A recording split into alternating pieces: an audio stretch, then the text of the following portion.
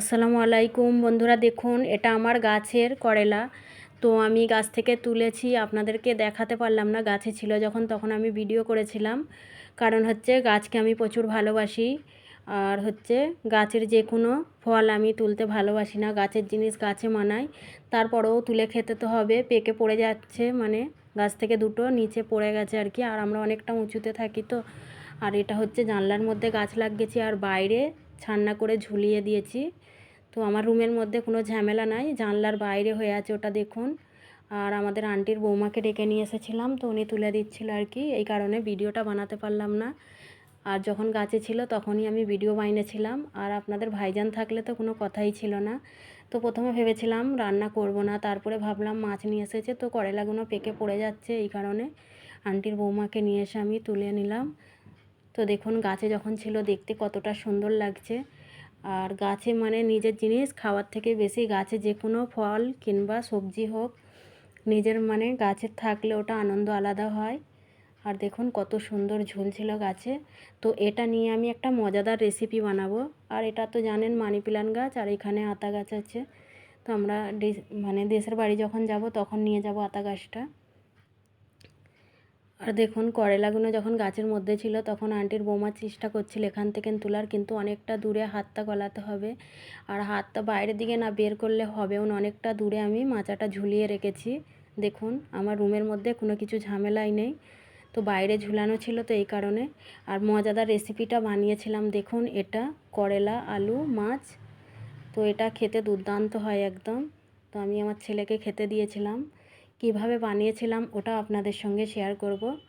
তো দেখতে থাকবেন আপনারা আমার পুরো ভিডিওটা, তো আপনারা দেখলে আপনাদেরকেও ভালো লাগবে যেভাবে আমি বানিয়েছিলাম। তো এই রেসিপিটা আপনারা দেখবেন।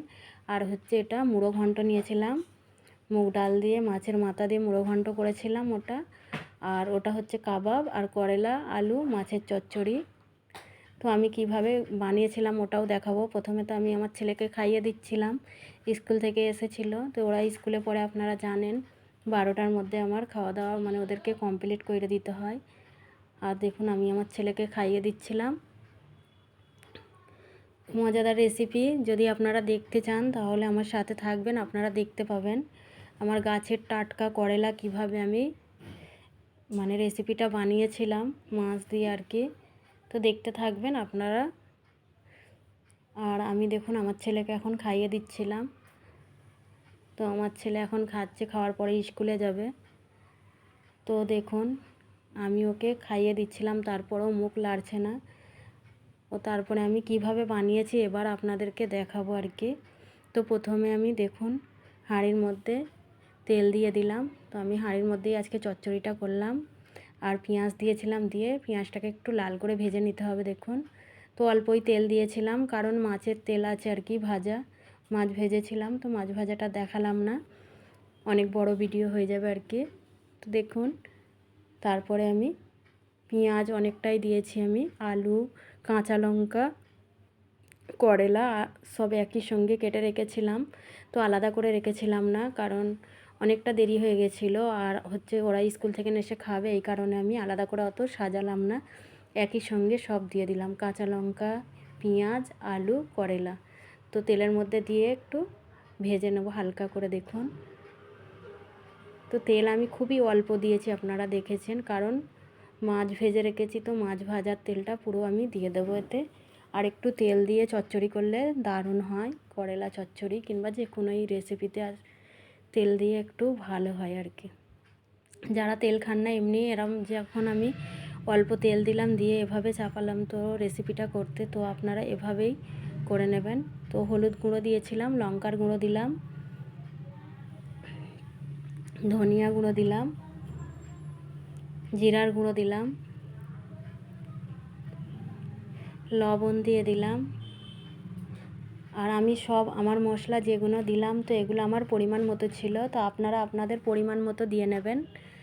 তো আমি কিভাবে মজাদার রেসিপিটা বানাচ্ছি দেখতে থাকুন। আদা রসুনের পেস্ট দিয়ে দিলাম, তো যারা আদা রসুন খান না তারা নাও দিতে পারেন, তো আমি দিই আর কি।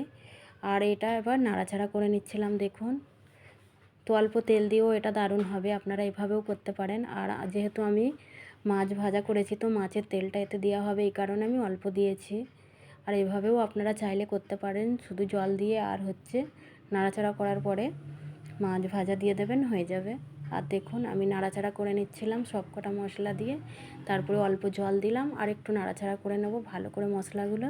তো আলু, মশলা, করলা, পেঁয়াজ সব একই সঙ্গে মেখে একদম সৌন্দর্য হয়ে যাবে। তারপরে আমি এর মধ্যে গরম জল দিয়ে দেব। তো দেখুন আরেকটু নাড়াচাড়া করে নেব আমি।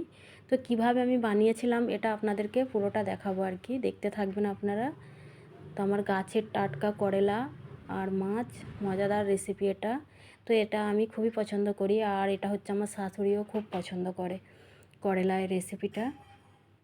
তো দেখুন তারপরে আমি অনেকটাই নাড়াচাড়া করার পরে দেখুন, তো এবার আমি গরম জলটা দিয়ে নেব। দেখুন আমি জল গরম করে নিয়েছিলাম, আর জল গরম করে নেওয়ার কারণ হচ্ছে আমার ছেলে মেয়ে স্কুলে পড়ে, আমার যখনই দেরি হয়ে যায় তো আমি জল গরমটাই দিই। আপনারা চাইলে ঠান্ডা জলও দিতে পারেন।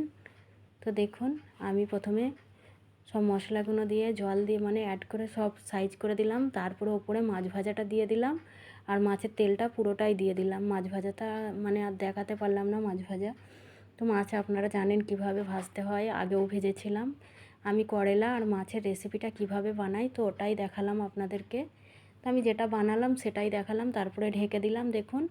আর তারপর দেখুন এটা হয়ে এসেছে কমপ্লিট এটা। তো আর আমি পুরোটা মানে দেখালাম যতটুকু পারলাম। তো আমার মানে ভিডিওর মধ্যে কিছু ভুল থাকলে আপনারা ক্ষমার দৃষ্টিতে দেখবেন। তো আমি এটা আমার ছেলে মেয়ের জন্যে রেডি করে নিলাম দেখুন। তো এই রেসিপিটা আমি বানিয়ে নিলাম একদম ঘরের মানে সবজি। তো সবজিটা আমার নিজের মানে গাছের সবজি আর কি, করলা আর হচ্ছে মাছ। তো এটা দুর্দান্ত খেতে হয়েছিল। তো আপনারা দুর্দান্ত খাবার যদি খেতে চান তো এভাবে বানাবেন, আমি যেভাবে বানালাম এটা দুর্দান্ত খেতে হয়।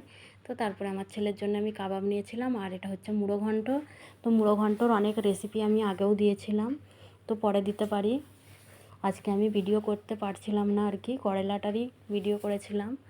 তো তারপরে মুড়ো ঘন্ট আমি মুগ ডাল নিয়েছিলাম। তো মুগ ডালের রেসিপিটা আমি আমার ছেলেকে এবার ভাতের সঙ্গে মাখিয়ে নিলাম মুগ ডালটা, তারপরে হচ্ছে আমার ছেলেকে খাইয়ে দিচ্ছিলাম দেখুন। কাবাব নিয়েছিলাম, তো আমি কাবাব ফ্রিজে রেখে দিয়েছিলাম, ওই কাবাব নিয়েছিলাম। আর দেখুন আমার ছেলেকে আমি মুগ ডাল মাখিয়ে আর কাবাব দিয়ে আমি খাইয়ে দিচ্ছিলাম। তো ও সব রকমেরই আমি খাওয়াই ওদেরকে, যতটুকু পারি আমি সব কিছুই খাওয়ানোর চেষ্টা করি, যেভাবে খাওয়াই ওটাই আপনাদেরকে শেয়ার করি।